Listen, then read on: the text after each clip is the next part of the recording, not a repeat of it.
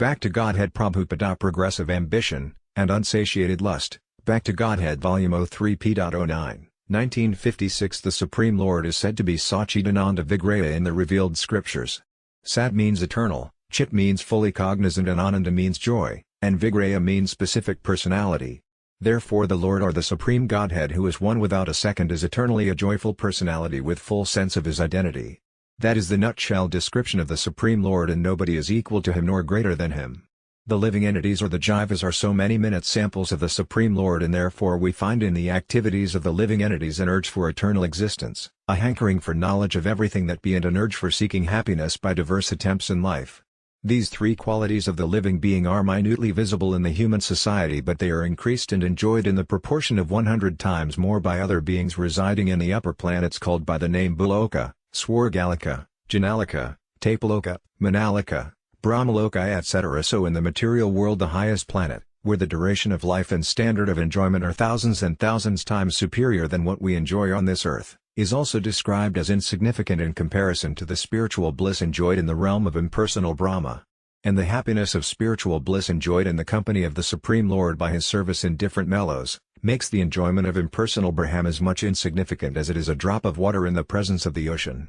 Every living being is ambitious to have the topmost level of enjoyment in the material world, and yet he is always unhappy here.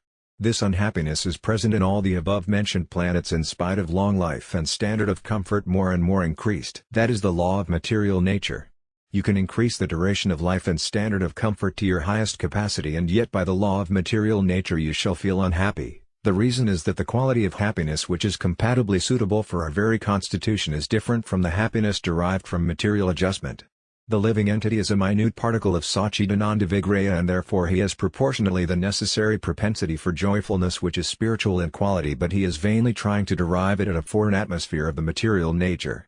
A fish which is taken out of the water cannot be happy by any length of earthly arrangement of happiness without any aquatic habilitation. It is in the same way the minute Satchidananda entity cannot be really happy by any amount of material plannings conceived by the illusioned brain. The living entity, therefore, has to be rendered a different type of happiness called the spiritual bliss. And therefore our ambition should be aimed at enjoying spiritual bliss and not material happiness. Ambition for spiritual bliss is good, but the way of attaining this standard is never possible by negativating the material happiness. Theoretical negation of material activities, as was propounded by Sripad Shankaracharya, may be relevant for an insignificant section of men. But the best and the sure way of attaining this standard is chalked out by Lord Sri Chaitanya Mahaprabhu by his cult of devotional activities which change the very face of material nature. Hankering after material happiness is called lust, and such activities are sure to be met with frustration in the long run. The body of a snake is very cool.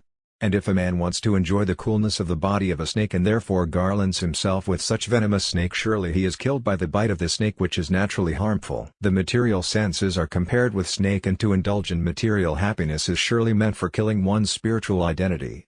A sane man should therefore be ambitious to find out the real source of happiness. A foolish man who had no experience of sugarcane by shape or taste was told by his friend to have a taste of its sweetness. The foolish man inquired of the characteristics of a sugar cane, and he was imperfectly informed that sugar cane resembles the shape of a bamboo stick. The foolish man therefore began to derive juice from the dry bamboo stick, but as a matter of fact he was repeatedly baffled in his attempt to have a taste of sweetness from bamboo stick. That is the position of the illusioned living being in his search after eternal happiness, and the matter which is not only full of miseries but also the quality of material happiness is transient and flickering. In the Bhagavad Gita the quality of the material world is described as full of miseries. The ambition of happiness is good, but to derive it from the inert matter by so-called scientific arrangement is an illusion. Befooled person cannot understand it. Driven by a lust of material happiness he thinks as follows, as described in the Bhagavad Gita. Idam, adya, maya, labda, idam, prapsi, manaratham, idam, asti, idam, moy, bhavisyati, puna, dhanam. BG. 16.13, Translation. A materialistic Ashura thinks, this much I have got today, this much I shall have again as I have desired. So much I have in my possession, and that much wealth will be mine again. Purport: the atheistic or godless civilization being a huge affair of sense-gratifying business, everyone is now mad after money to keep up an empty show.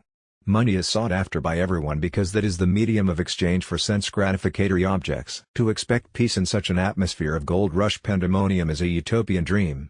So long there will be a slight tinge of sense gratification, peace will remain far far away from us. The reason is that by nature everyone is an eternal servitor of the Supreme Lord. He cannot therefore enjoy anything for his personal interest, but he can be employed in the transcendental service for the interest of the Lord. This alone can bring in the desired peace. A part of the body cannot itself be happy, but it can serve the whole body and derive pleasure out of that service only. But everyone is busy in self-interested business and nobody is prepared to serve the Lord. That is the basic cause of material existence. Beginning from the highest executive administrator down to the coolie in the street, everyone is engaged with the thought of unlawful accumulation of wealth. To work for one's self-interest is unlawful and destructive. Even the cultivation of spiritual realization for one's self-interest is unlawful and destructive. We have discussed this point already in the previous issues. Those who are not engaged in the service of the Supreme Lord do unlawfully think that he has accumulated so much money today. This much money was accumulated day before and therefore the total money is accumulated to so much strength. He thinks unlawfully that so much money is in his possession now and it will be increased to such and such strength. As such, there is no dearth of money, but there is dearth of peace in the world. The whole human energy having been diverted to this money-making business, it has certainly increased the cheap money-making capacity of the total population, but the result is that such unrestricted and unlawful inflation of money has created a bad economy and has enabled us to manufacture huge costly weapons for destroying the result of such cheap money-making business. The authorities of big money-making countries, instead of enjoying peace, are now engaged in making important plans as to how they can save themselves from the modern destructive weapons, and as a matter of fact a huge sum of money is being thrown into the sea for making an experiment on such dreadful weapons. Such experiments are being carried out not only at huge costs but also at cost of many poor lives, binding thereby such nations in the laws of karma. That is the illusion of mother material nature. With an impulse of sense gratification, the money is earned by spoiled energy and it is spent up also in as much as destructive energy of the human race. The energy of human race is thus spoiled by the law of nature because of its diversion from the service of the Lord, who is actually the Lord of all energies. Wealth and money is called and worshipped as Mother Lakshmi, or the goddess of good luck. The goddess of good luck is meant for serving the Lord Narayana, the emanation of all the Naras or living being. The Naras are also meant for service of Narayana under the guidance of the goddess of good luck.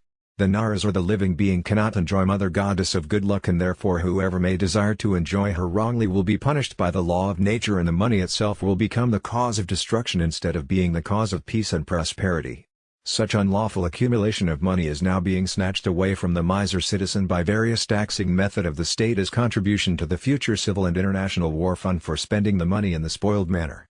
The citizen is no longer satisfied with money just to maintain the family nicely and for culturing spiritual knowledge, both essential in human life. He wants money unlimitedly for satisfying insatiable desires, and proportionately to this unlawful act, his accumulated money is now being snatched away by the agents of illusory nature in the shape of medical practitioners, lawyers, tax collectors, societies' constitutions, so-called sadhus, famines, earthquake and many such calamities. A miser who hesitated to purchase a copy of Back to Godhead by the dictation of illusory nature, spent up Rs 20,000 for a week's ailments and died at the end. A similar thing happened when a man who refused to spend a pi for the service of the Lord, spoiled Rs 30,000 in litigation affairs between members of the home. That is the law of nature. If money is not devoted to the service of the Lord, it must be, by the law of nature, spent up in spoiled energy in the shape of litigation or diseases as mentioned above. Foolish people have no eyes to see to it, and necessarily the laws of the Supreme Lord. The laws of nature do not allow us to accept money more than what we require for proper maintenance. There is ample arrangement by the law of nature to provide every living being with his due share of food and shelter, but insatiable lust of the human being has disturbed the whole setup of the Almighty Father of all species of life. By the arrangement of the Supreme Lord, there is the ocean of salt, because salt is so much necessary thing to the living being. He has in the same manner arranged for sufficient air and light so essential for the living being. Anybody can collect any amount of salt from the natural storehouse, but constitutionally one cannot take in more salt than what one barely requires. If he takes more salt, he spoils the broth, and if he takes less salt his eatables become tasteless. And if he takes only just what he barely requires, the foodstuff is tasteful and he is also healthful. Ambition for wealth, for more than what we just require, is much harmful as that of eating more salt than what we absolutely require. That is the law of nature.